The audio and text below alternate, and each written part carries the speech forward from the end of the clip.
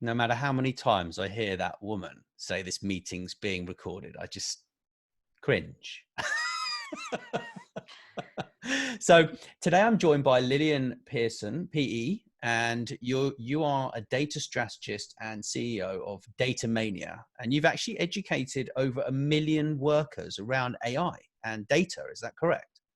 That is correct. I would say, though, that that is a major thanks to my partnerships with Wiley and LinkedIn Learning. So I didn't do that on my own for sure, but I was privileged to have the opportunity to help these businesses make, Super. So make that impact.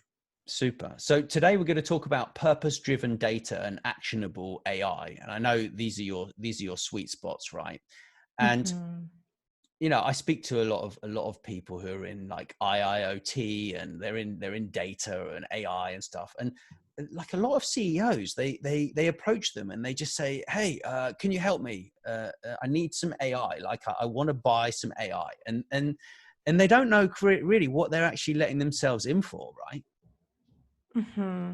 Yeah, I mean, that's part of the difficulty around the lack of data literacy in the corporate world, unfortunately. But you can't be a master of all, you can't be expected to know all the details of how finance is operating and how the business units are doing, keeping your eye on the ball within the business, and then be expected to understand the ins and outs of AI as well.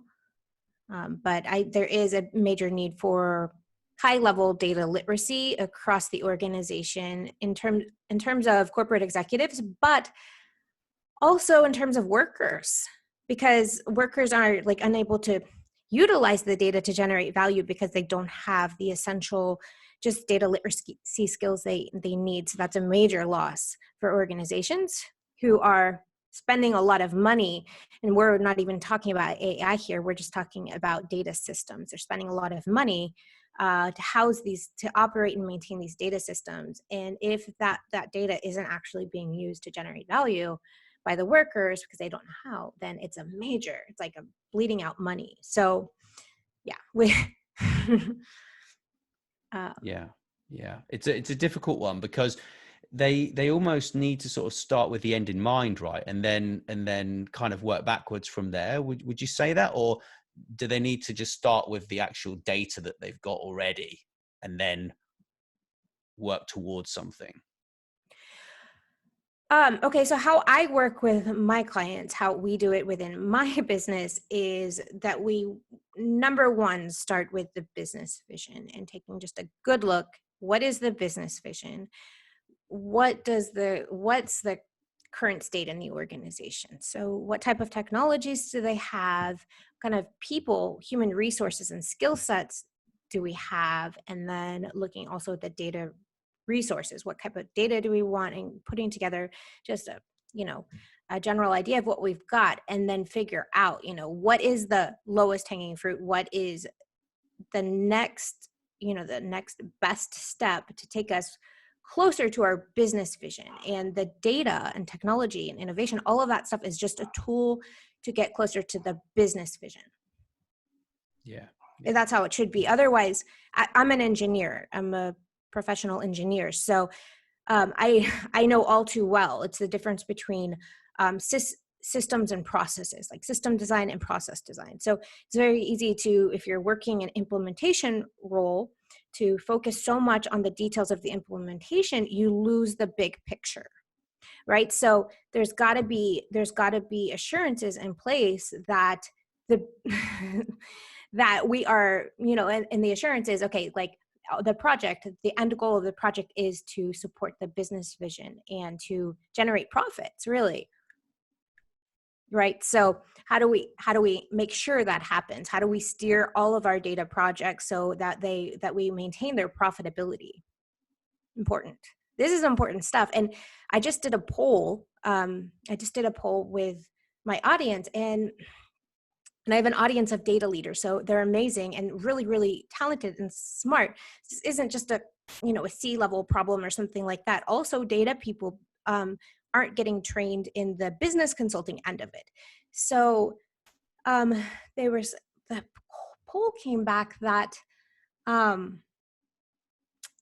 think it was like 86% of people it was like 83% of data leaders said that they don't know of anyone who's actually measuring like KPIs in how well their data projects are reaching the project goals. Wow. So this is data projects, but no measurement in terms of how is this performing against benchmarks, and like making sure to have like a quarterly review to make sure we're not losing our, Of course, you losing the end goal, right? Losing touch with reality. It's so normal in business for people to get stuck within the business, like working on what their day to day is, right, without working on the outside. So it's the same problem, isn't it? Mm-hmm. Yeah. Same You problem. have to have someone. So in some cases, businesses are far enough along that they have like chief data officer, and they have that oversight in place, someone who is accountable, who is the shepherd of all of the data projects. But most organizations aren't at that point, and it's crucial to have a plan. That's why I'm in data strategy, so I'm gonna say this till the cows come home. But it's crucial to have a plan, and then have your KPIs and be evaluating. Okay, how are we performing against the plan? Is there any adjustments? You don't get down the road 2 years and find out that you just lost a few $1 million because it was the wrong technology in the first place, Yeah, completely. I mean, and that I think, happens. yeah, it does. Yeah. I mean, I'm very worried for the businesses that are not investing in the new tech, because they are being left behind. Yeah. Like there are all sorts of studies that are just showing that literally the businesses that are leading are the ones that can innovate really fast. They can analyze the data really fast. They listen to the customer. But the ones that are failing are the ones that aren't keeping up, because their costs are now too high, right? They're too far ahead, some of these companies. But it's been coming. Like I remember when I wrote Data Science for Dummies, and the first version was back in 2014, and there was a whole chapter on that because it was so obvious. This is what's coming, and so here are some steps you can take. You can either try, and I've always been a proponent of get everyone in the organization, trained at least in some level with data. Don't rely on these unicorns, because they're not going to be able to, no one person can come in, like a really costly data scientist can come in, yes, and they can help on one level, but there's only so much a small group can do. It's part of this. You got to distribute the skill set and stuff. So it's been coming a long time. And what is this? This is 6 years later. So now it's happened. Yeah.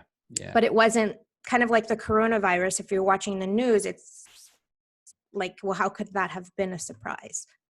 Well, it's exponential, and that's the thing. Yeah. With business as well, right? Like the disruption is happening, but now it's so quick that it just happens, and the business dies very quickly. Yeah, unfortunately. It's hard for the big organizations, actually. It's because the processes and the bureaucracy, they're not nimble enough to keep up. So smaller startups can come and, become profitable, and they're very efficient, because they don't have all of that overhead.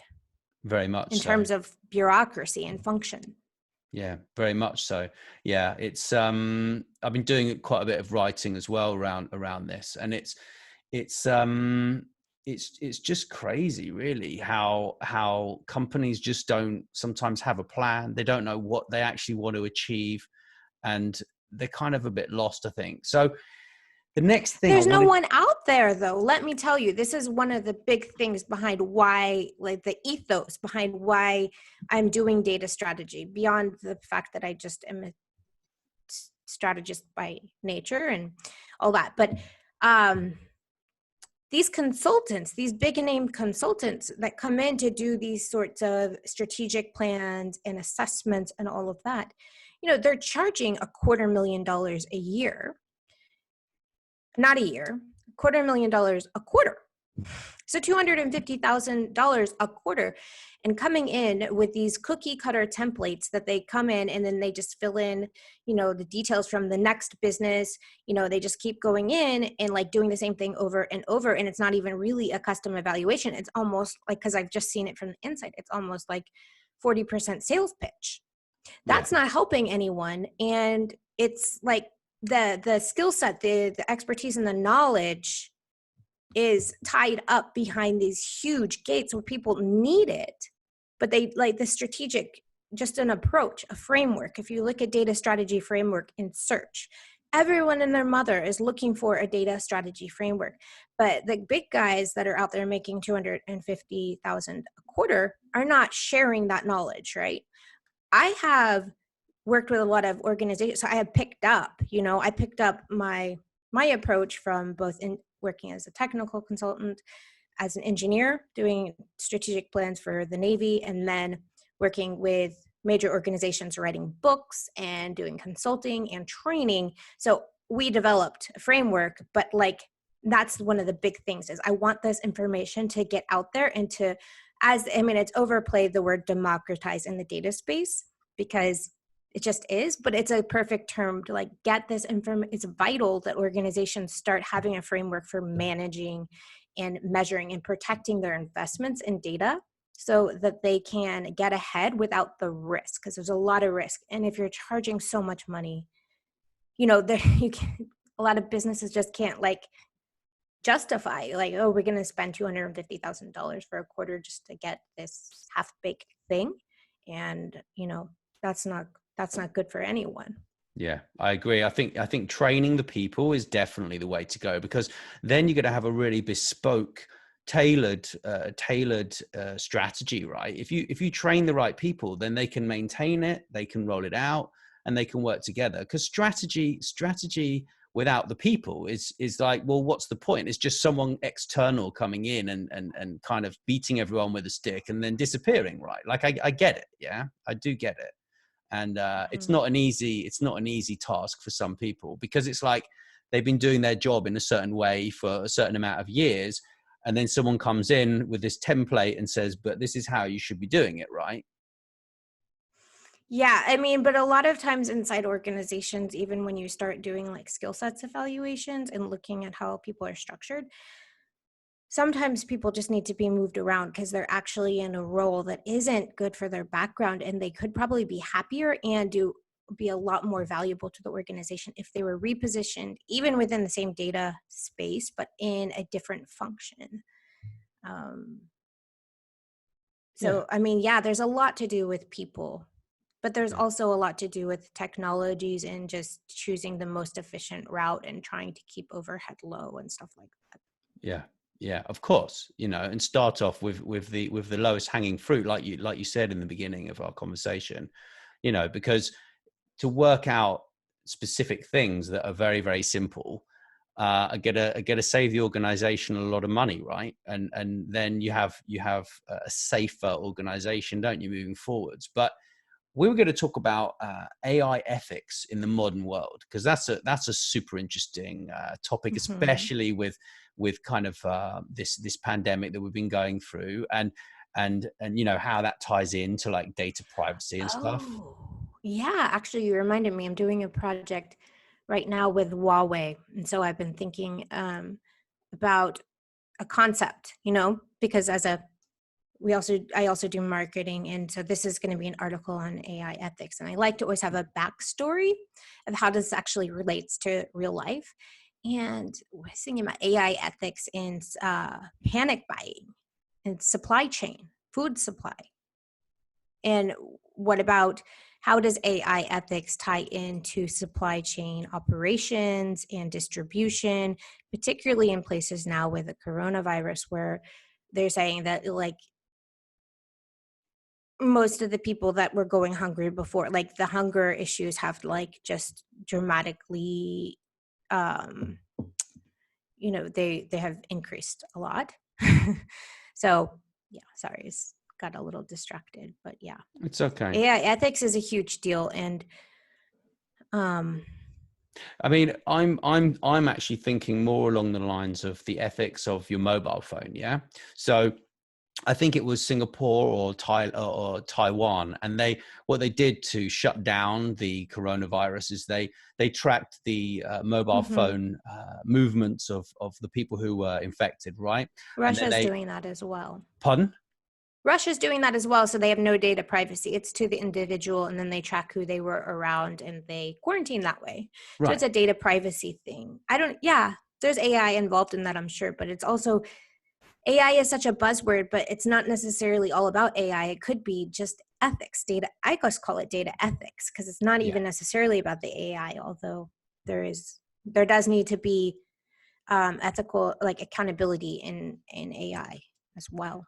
Yeah. Anyway, go ahead. Sorry, I'm very so passionate about this No, don't subject. worry. Me too. That's why I was kind of like I just had something else come to mind. You know, it's kind of like where do the ethics lead a company? Yeah, it's like, is it okay to have a company with say you've got 100,000 employees, yeah, and you discover that you can create an AI within 2 years that can remove 50,000 employees, yeah, and then you're going to make more than twice the profit, right?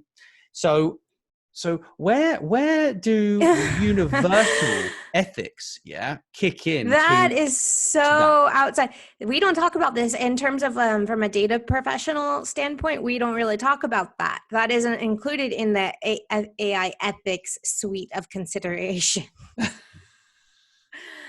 That is like, but I see that's a convenient omission. Yes. You have a good point there. But then we're going more into this whole living wage thing and stuff like that, because you can't expect companies to pay more for something they can get done at better quality for cheaper if a machine does it. So that doesn't make any sense, because humans can never even do, like, for the tasks that can be automated, human error is, like, there's no person that can be perfect like a machine can. So why would you can't just expect people to pay. That would be like asking an individual, like asking you or I to say, well, you need to pay, more for this bread because you're responsible for the person who makes it, and we don't want to provide it to you a cheaper price and better quality. Like, you can't get cheaper price and better quality because it's a machine generated thing and it's not ethical. Well, Does it does we can't get into like politics and all this does stuff it does here. it does it not redefine the definition of an organization? The ethics within AI and jobs. So, for example, you could build a business that has a massive revenue, right? And if you don't have shareholders, yeah, then you could just create a machine of a business with no people, right? That could make like what, $1 billion a year, yeah. So You mean like so Facebook? yeah, right. So but the good news is that in the UK we've put this once we get out of the EU, right, which, Mm-hmm. my opinion on that is nothing to do with my comment here, yeah, is Mm-hmm. that we're going to be charging businesses that make over, I think, 100 million pounds a year, and we're going to take taxes from those, right? But that should have happened anyway, yeah. If you're coming into into a country's infrastructure and you're taking money out of the infrastructure, you need to pay some money to that country or countries, right? Like, that's ethics in itself. That's Yeah, complete because that it ethics. does make sense, because otherwise it's a parasite. If you have a operation that you can then automate and it doesn't actually bring back to the community, it just automates and sucks out from the community, then that becomes a parasite. So that does make sense, and I like that idea of, like, you have to pay money back in. I just feel like at a certain point, businesses are in, if it's not profitable, it's not a business, it's a hobby. Businesses are in the game of making money. That's what businesses do. So there is a ethical standard that needs to be upheld, But I think in the long run, this is going to be something where it's going to come down to governments and like some organizations of people that set rules, like you're saying, and say, okay, you have to give back so we can distribute. But there is more, it does seem like there's more chance for tyranny and aggregation of wealth, because if the corporations are required to give the money to the government, that doesn't say that the money is actually going to get distributed to the people, right? The money could just end up offshore somewhere. Very true. Very So true. there's like even more chance of that. So it's gonna, I don't know what the answer will be, but it's tricky. But this is how change. If you look at, technology brings change, and they said the world was flat, and then they said we couldn't go to the moon, and all of these things is always just this. We can't even foresee what's going to happen in the future, but it always ends up okay eventually. Yeah, eventually. I say that as a person, as a person born in, a good family in America, so I don't know if people born in developing countries with less education and less resources would necessarily agree with that. So yeah, it's very, very difficult for a lot of people, but sometimes those experiences make them stronger, and then they go out and do amazing things, like I mean, one of my contacts, he grew up in a very, very tough household in London, in a very poor area. His dad used to drink and beat him and beat his mom when he was like 8 years old. But then he grew a business and sold it for, billions. Yeah. Like over 3 billion. Yeah. So it's like, yeah, it does a lot come down to individualism. Yeah, And stuff. it But we does. could go on a whole thing, because I was raised conservative. I'm a capitalist, I'm all these things. I'm very much along the lines of what you're saying here, 100%. However, I did read an article today about the coronavirus and about how it was causing deaths in a staggering rate among African Americans. And it's not Yes. necessarily the poor ones. It's also people that have middle income. So it's a cultural thing, like the health culture or something. And then you start seeing, and the article really helped me to understand that, like, it said something about you think that there's individualism, there's equal options and opportunities for success when you're privileged, but when you come from poverty, the poverty takes all those choices away. And just seeing the evidence, the data on how African Americans are really suffering, not in the same way as other ethnic groups, I understood, that hit home. I understood. I wasn't just like, oh, white privilege or something, which people say. I understood that this is something that's very real and very sad that needs to be addressed. It's not very fair. much. It's very sad. And I've been nodding for people who are listening to this and they can't see the video. I'm nodding away at that, because it is like, you're right. The white privilege like to think that, but actually when you're poor and you're in that particular place, like, yeah, there are good stories, but for the majority of people, life's pretty grim. Let's be fair. And, I'm very worried about, Africa at the moment, India, Bangladesh, Cambodia, all these regions, right? Because Thailand? yeah, of course, because we're okay over here, actually. But what's that? We're okay over here. Yeah, but the thing is, it's not about you guys actually catching the coronavirus, right? It's actually about, for one example, retailers not making orders for clothes. Yeah, so the workers who would in essence make those clothes, are now out of work.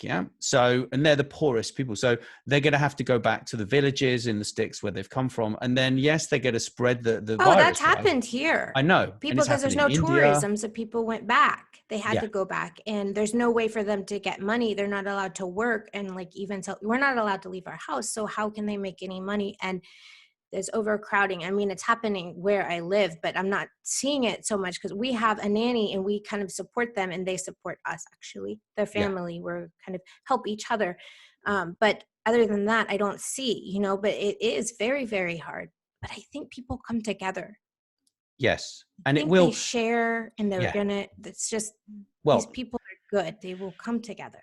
let's hope so. I mean, I've certainly seen evidence of people are a lot more friendly when I bump into them outside now. The way of life has kind of slowed down in Sussex. You know, when people have a walk once a day, which is what we're allowed one walk a day, and you know, you can go to the supermarket or the gas station, and that's about it, right? But I've seen more sort of more humanity, really, I think, from what's going on. I think, you know, but time will tell. I'm still very, very worried about the implications. However, the positive side of it is that you know, we've rapidly changed the way that we run the health service here. So some of the things that we're doing, you know, for example, online video interviews with patients, yeah, we're analyzing data more for like with images, right, of like disease, yeah. So there are all sorts of these things that are super amazing, and they're becoming more known, aren't they? So that's It's, quite I think exciting. it's part of like, they've had this thing going on for uh, a long time online, the future of work, you know, but I feel like this is going to be the impetus to really push organizations into that future, because they're going to, I mean, it's hard at first. I've heard, I did in this survey, you know, I've been in touch with my list, my email list, and you know, it's been hard for people to transition their teams to 100% remotely, but they're doing it. And once you figure out how to do well and remotely, then you don't have to worry about all the overhead with the buildings and the commuting and the all of the things. It's like a real what's a happiness index. I mean, people would be so much happier if they didn't have to spend 2 hours on the road commuting, and these things that, yeah, they used to be necessary. Businesses, you know, people used to need to go in and work, and they used to need to have a building and all this stuff. But I mean, it's been a long time now. You know, I've been here 6 years operating a business 100% remotely. It's been a long time now where this has been an option, but people, organizations haven't taken it. But now it's like, this is kind of at least one thing that may come out of this whole pandemic that is like, eventually there's going to be some really good things. Eventually it will be like, we'll see something on the other side that'd be like, wow, it's always that way. There's this amazing outcome, but that would not have been possible if we had not been pushed through the suffering. Definitely. I think there's a lot of positive things that are going to come, but right now we're in England, we're at a bad place right now. We're just about to you know, go into what, the second week in April, and you know, we had our most amount of deaths, I think, the other day, which was, you know, I think it was a couple of days, but it was awful. And I think it's going to get worse before it gets better, really, I'm afraid. But I just hope that the people with brains actually stay inside. Yeah. Unfortunately, you get the rule breakers who think that they're a bit more important than everyone else, right? And they're the ones that are a worry in my mind. Yeah, it's tough. It's so tough being stuck inside all this time. I can't believe we're even having this conversation. Can you? No, But if we I'm look at the shocked. statistics, statistically speaking, it's kind of like 100-year flood. We should have been prepared, and everyone should have expected this. Like Bill Gates, you know, it's like, oh yeah, he was talking about it. But if you, I'm studied hydrology because I'm an environmental engineer. So like, if you look at the statistics, this was coming. Yeah. It's going to come again next 100 years, you know? Yeah. So how would you support the business to reach goals with data and AI? Well, you have to look at going back. I'm always going to go back to the very, very beginning, which is you have got to look at the business vision and the organization in its current state. And then look at use cases and case studies and evaluate them to identify which of them is the optimal pathway, which is going to get the business closest to closer to its vision, to reaching its goals, to generating profit with the least amount of expenditures and the least amount of risk in the shortest amount of time. So there's a pretty, there's a lot of factors to consider in that. So I say a big part of it is the use case evaluation and the current state evaluation and matching up the current state against the use cases and the options.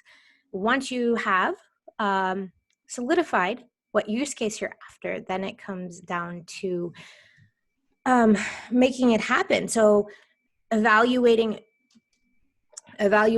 technology alternatives in order to make sure that you're making the technology selections that are appropriate and aren't going to put financial risk in the organization or a lot of maintenance and operation costs. You got to do an alternatives analysis and then evaluate the organization in terms of its skill sets. It's going to need training, culture, all of, and evaluate where the organization is at and what changes need to be made in order to reach the goals, and come up with a roadmap, make a recommendations of, okay, these are the changes that need to be made, and here is the roadmap and timelines. Here are the dependencies along this roadmap, and here are, set your metrics, set your KPIs. Here are the handlebars that we know, okay, this is working and this is not working, so that we can keep an eye on the price throughout the transition,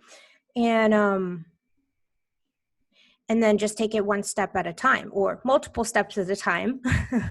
But everything is planned and measured and should be operating, within reason. The plan should go as anticipated. If not, that is good to have in mind that, okay, we say on this quarter, something's going wrong here. Do we need to reevaluate? Do we need to tweak our plan? What do we need to do to make sure that we stay on target? And then so what we do in Data Mania is we actually create strategic plans, living, breathing documents that need to be updated every 18 to 24 months in this case, because technology moves quickly. But yeah, like a low hanging fruit use case would be something like if you can generate profits from something, or when I say profits, I don't just mean more sales. Maybe that's operational efficiencies, or maybe it's new revenue streams from data sources they already own. So when I say profits, it's, there's a lot of ways to form profits in a business, but if you can get a project up and running and forming new improved profits in 8 weeks, that sounds like a low-hanging fruit use case. You want to go for that one first, and then you can kind of scale it up and ramp it out once you've had success with one use case, but no organizational leaders, they're not going to, and they shouldn't buy into bigger projects or longer scope projects without having that initial success, because it's just too much risk for the business. And you can ask the now defunct Hadoop vendors that are no longer getting business because people invested without, and it was just too long and drawn out, and the profits never actually came, so no one's going to buy into that, and they shouldn't. So we got to get the quick win. So I hope that answered your question. Yeah, completely. So would you say maybe launching like a customer service chatbot, or, I know this is an old solution, but still many businesses haven't done this right. So would that fit like a good case for use? Chatbots could, if you were looking at a marketing, if you're looking to make marketing improvements. Yeah. Chatbots is one type of technology that can do that. I'm sorry, my phone. But whatever it is, you have to just back up first and look at the business vision and where the organization is at and what is going to be the biggest bang for its buck immediately. Oh, I just lost my glasses. It was a fly. Oh gosh. In your It's the first for serene, me. I went like this and swatted a fly and knocked my glasses off. But it's okay. I can see. okay. Yeah, computer glasses. Mine are computer glasses as well. It's I good don't though, actually have. because it stops the glare, doesn't it, on the screen, right? Yeah, it actually, I believe it does. Yeah. I believe in these. Yeah, so it just depends. So yeah, a chatbot would be one type of use case. But I wouldn't necessarily say, okay, well, everyone's getting chatbots, so I should get a chatbot, because there may be something else that would be a lot easier for your business to implement and a lot more profitable, a lot better returns for, Yeah. the investment. So that's why it's good to just take a few minutes, take a the roadmap that we have in that I share in my business with my clients is a 70-day roadmap. So take the 70 days. But when I do the plan myself, it's like take the 6 weeks, take the 4 to 6 weeks to do a plan before making the choice to Right. protect the bottom line, basically. Super. But you're giving away, you're selling, there's like a course that you're just about to launch, right? Is that, we can drop the link somewhere for that when it's ready, or? Yeah. Okay. So yeah, it is ready, but right now we have the VIP list. So everything is redirecting to the VIP list, and people who are on the VIP list then get the first 20 people to join this membership will get a free copy of my book, Data Science for Dummies. So, the program is going to be open. It's not really a program. It's a data strategy product. So it's a series. It's a suite of tools, and they're self-service tools, and also some training videos on how to use them in order to build a data strategy for your organization. So you don't have to spend $250,000 for someone to come in and sell you what they sold the last guy. Super. Well, that sounds fantastic. I'll certainly drop a link there. And you've been very generous with your time and knowledge. It's been super. Thank you for having me on. It's been great. Thank you, Nathaniel. Thank you.